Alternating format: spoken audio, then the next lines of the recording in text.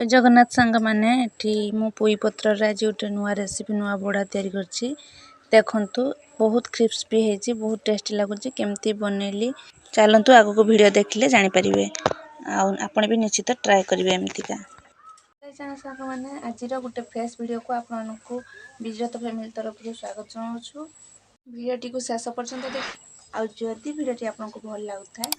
तेबे शेष रे लाइक शेयर एंड सब्सक्राइब करिया को जमाय भूलिबेनी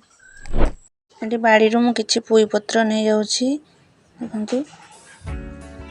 ताको भलो भाबे पानी रे धोई दबा चकट के धोई नेबे भलो से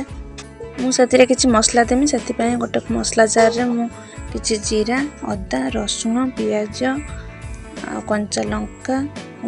धळा सोरिष कळा सोरिष किछि नै जाउछि गरम होला पर तेल पकेबे सतिरे मसला बटा को दे देबे भलो भाबे तापर किछि लूण स्वाद अनुसार पकेबे हळदी गोटे चम्मच पकेबे लंका गुंड यदि आपण चाहबे राखा पय पकेबे नय नै किछि त यार मसला संतुला हे ताको प्लेट को काढी के रखि देली एबे गोटे जगह रे किछि बेसन आरा रूट रो पाउडर किछि यदि चूना बटा थियो आपण रे बहुत भलो नहले नै किछि कथा नै स्किप कर परबे गोटे चम्मच लूण गोटे चम्मच हल्दी किछि लंका गुंड पकेबे ताको भलो भाबे फेंटेई की रखि देबे किछि समय पय छाड देबे एठी मु संतुला थिया मसला को नै जाउछि तखन तो पोई पत्र इतरे भलो भाबे देई देई ताको सेट कर नेबे दुई साइड रो मुड़ी देबे ताको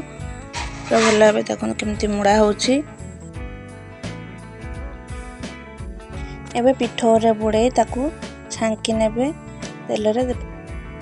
बहुत क्रिस्पी लागियो बहुत टेस्टी मजे लागियो आपण भी एमती निजे बनांतु आ देखंतु केमती होछि एटी हमर बड़ा प्रस्तुत होई साची आ बहुत क्रिस्पी भी बनेछि बहुत सुंदर भी देखा होछि आपण भी ट्राई करंतु आ जदी हम वीडियो को सब्सक्राइब करनांती एबे ही सब्सक्राइब करनियंतु जय जगन्नाथ।